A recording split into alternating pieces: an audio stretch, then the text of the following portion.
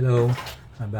May panibago tayong topic uli, simplification of algebraic expression and solution of equations.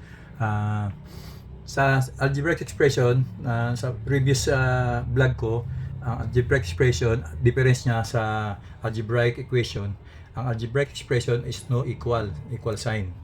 Yan ang pagkaiba nila ng algebraic equation. Sa equation kasi, meron siyang equal sign. Tapos, sa isang algebraic expression, ito ay kinukompose ng kung ilang terms. Ilang terms ang bawat algebraic expression. Like an example, sa example na to, 4 times the quantity of x minus 4 plus 3x plus 5. At meron tatlo tayong terms. Ito ang first term, second, and third. Tatlong term siya. Tapos, sa bawat term niya, ang unang term ay composed ng numerical coefficient and literal coefficient. Ang literal coefficient is composed of is also known as variables. So, ito yung numerical coefficient, that is the number 4. The same true in the second term. Ito yung numerical term, ito yung literal numerical coefficient and then literal coefficient, known as variable. So, sa sample na to, na algebraic expression, ang gagawin natin ito, isi-simplify. So, sample tayo. Yung 4x, 4 times the quantity x minus 4 is multiply natin to simplify this equation, this expression. So, 4 times x is 4x. 4 times negative 4 is negative 16. Then, plus 3x plus 5. Pagsamahin natin ng parehong may variable na x. Kung hindi magkapareho ng variable, hindi pwedeng pagsamahin. Yun lang magkaparehong variable ang pwedeng pagsamahin. So, 4x plus 3x is 7x. Negative 16 plus 5 is negative 11. Yan yung answer na nasimplify natin sa algebraic expression na ito.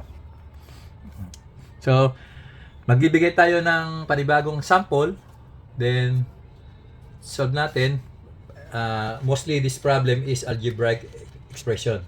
So magbigay pa tayo ng sample para ma-elaborate natin ang paano pag-simplify ng algebraic expression. So ito, may second problem tayo. Problem number 1 is negative 2 times the quantity n minus 3 plus 3 times the quantity 5n plus 4. Simplify natin ang algebraic expression na to. So, negative 2 times 2n is negative 4n.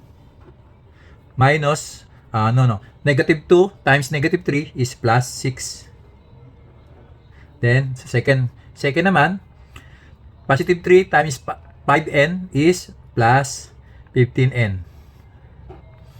Then, 3 plus positive 4 is positive 12. So, simplify natin. Itong may n dito. Ayan.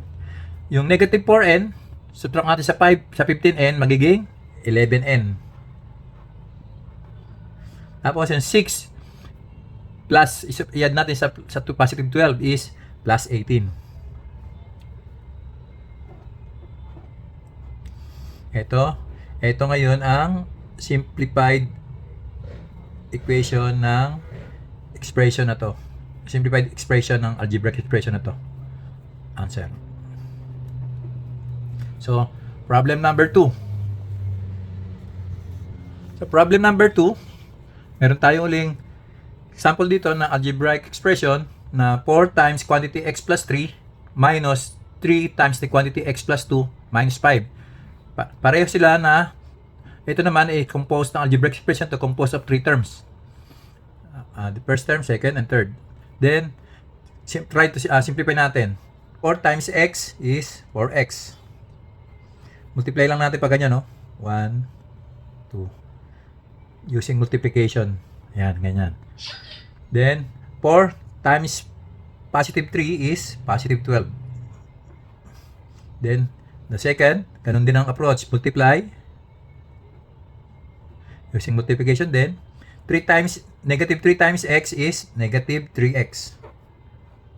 Negative 3 times positive 2 is negative 6. Then, negative 5, minus 5. No, simplify natin. 4x minus 3x is x. 12 minus 6 is 6. Minus 5 is negative, positive 1. Answer.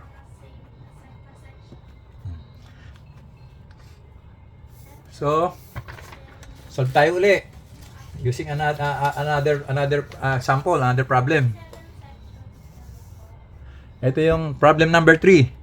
6 minus quantity x plus 4. So, just ilalabas lang natin sa system na to, may quantity siya, understood yan, may 1 niya, may 1. It means negative 1 times the quantity x plus 4. So, pag ginawa natin, simplify natin yan, 6 minus x minus 4.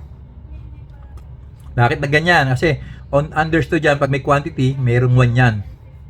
1 is negative 1. Negative 1 times x is negative x. Then, negative 1 times negative 4 is 4. So, pag sinimplify natin yan is 2 minus x. Answer. Problem number 4. Sa problem number 4,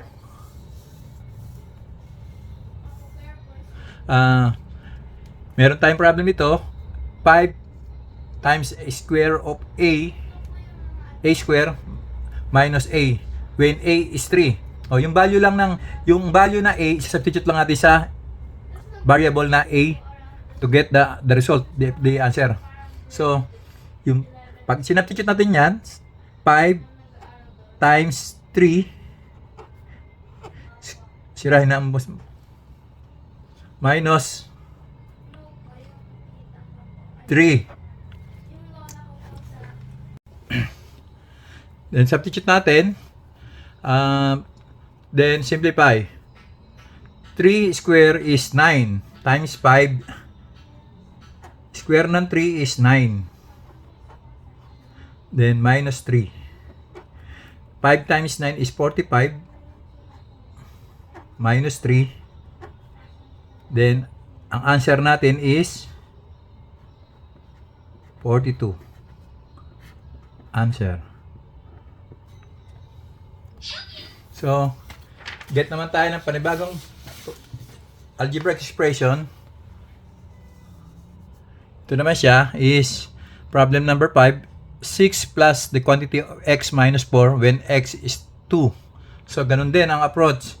Rewrite natin, kung natin ma-simplify natin muna equation, ang expression bago natin i-substitute. 6 plus, since positive to, rewrite na lang natin x minus 4. Kasi ganito yan eh. May 1, positive. 1 times x is x. Positive 1 times negative 4 is negative 4. Then substitute natin ang value ng x. 6 plus 2 minus 4. So, 8 minus 4, 8 minus 4 is equal to 8. Answer. Then problem number 6. Number 6 problem is 5 times square of a minus quantity a plus 2 when a is equal to 2. So, simplify natin again. 5 a square minus a minus 2. O bakit na ganoon? Kasi meron tong 1. Pag may quantity, merong parenthesis na ganyan, automatic yan. Kung walang number yan, understood may 1 yan. Kung negative ang sign niya diyan, multiply mo siya, then magiging negative 1 times a is negative a, then negative 1 plus times positive 2 is negative 2. Then substitute natin ang value ng a. 5 square of 2 minus, yung a is 2 again, minus 2. Then 2 square of 2 is 4 times 5 is 20. Minus 4. Answer is 16.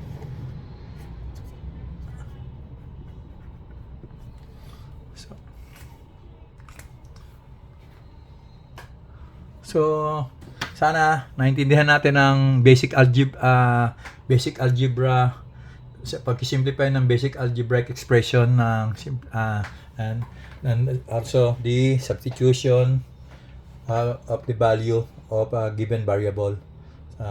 I hope na intindihan and sana makatulong. Thank you.